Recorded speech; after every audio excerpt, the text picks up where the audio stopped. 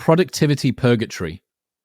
The ancient Greek word for work was not at leisure.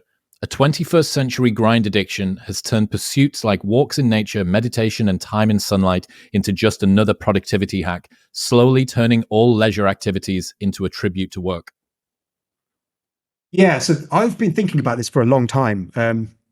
So basically, there's a Greek sort of classification of tasks. So ancient Greek classification of tasks. They divided tasks into telic activities and atelic activities. Now, telic comes from the Greek word telos, which means an end or a goal. And telic activities are activities that you do in order to reach some goal. So an example of this would be washing the dishes, or washing your car, or doing some kind of chore or a job, going to a job to do your work. And then opposed to this is atelic activities. And atelic activities are activities that you do for the sake of the activity itself and not for any other goal.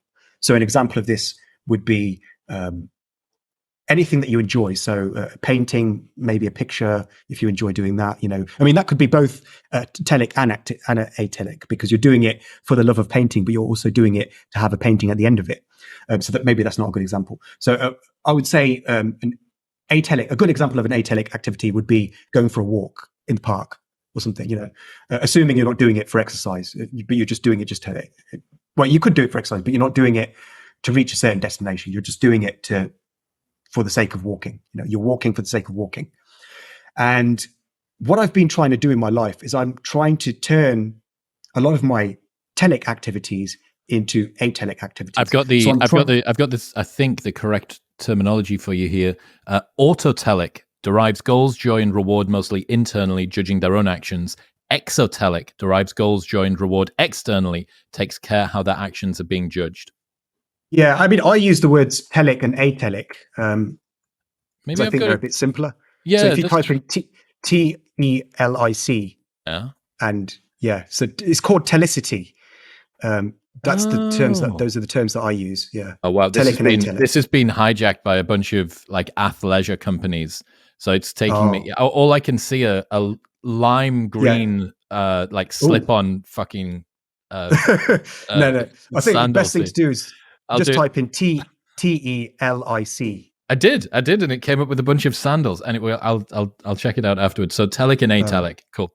Yeah.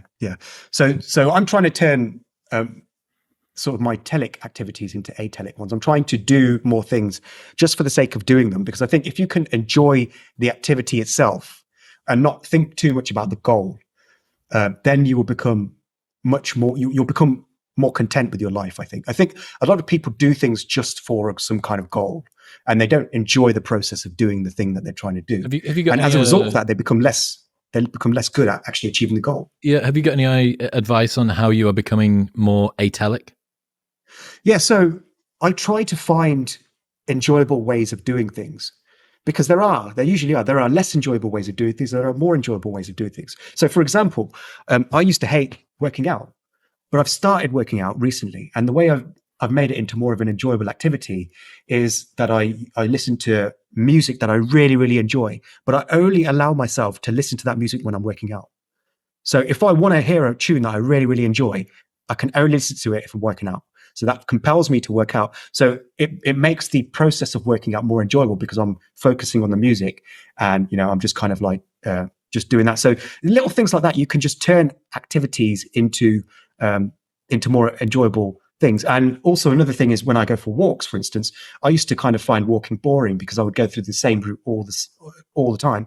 But now I mix up my routes, and I go down streets that I've never gone down before. Yeah, I love doing into parks and. Yeah, just completely just losing myself, because I'm living in a new area now. So all of this is alien to me, the area that I'm in now. So I just basically just wander. I just choose a direction and I just go in that direction. And then I just end up at these unexpected places, and I might see some like crazy cafe in the middle of a corner somewhere and just, that looks nice, and just go in there. Yeah. So you just make a simple thing like walking far more enjoyable by adding that element of surprise and the suspense, So going back to what you were saying about how you create that suspense for your audience, I think suspense can really help make things a lot more enjoyable. When things are a little bit unpredictable, when you don't know how they're going to turn out, I think unpredictability is one of the great spices of life. Yep. If you can make something unpredictable, then it becomes a lot more exciting and a lot more enjoyable. And you don't need to take huge risks with this. Unpredictability sounds like, I'm going to try and make it home on half a tank of gas, even though I've got 200 miles to go, or I'm going to have to jump out of an airplane or something like that. Unpredictability can be as benign as you want it to be. It can be, taking a left instead of a right on the way to work. Every single morning for over 3 years now, I've started my day the exact same way, which is with Element in water. Element contains a science-backed electrolyte ratio of sodium, potassium, and magnesium, and it is the best hydration drink that I've ever found. It tastes fantastic. It's super refreshing. Orange is just the most OP flavor in the world. It's absolutely phenomenal, and it helps to play a critical role in reducing muscle cramps and fatigue. It regulates your appetite, it optimizes brain health, and it helps curb cravings. They're also the exclusive hydration partner to Team USA weightlifting and relied on by tons of Olympic athletes and everyday high performers all around the world. Also, there is a no BS, no questions asked refund policy where you can buy a box completely risk-free, and if you do not like it for any reason, they will give you a refund during an unlimited duration, and you don't even need to return the box. That's how confident they are that you'll love it. Element are giving away a free sample pack of all 8 flavors with your first box if you go to the link in the description box below, or drinklmnt.com/MW. That's drinklmnt.com/MW. What's happening, people? If you enjoyed that, then press here for the full, unedited episode. And don't forget to subscribe.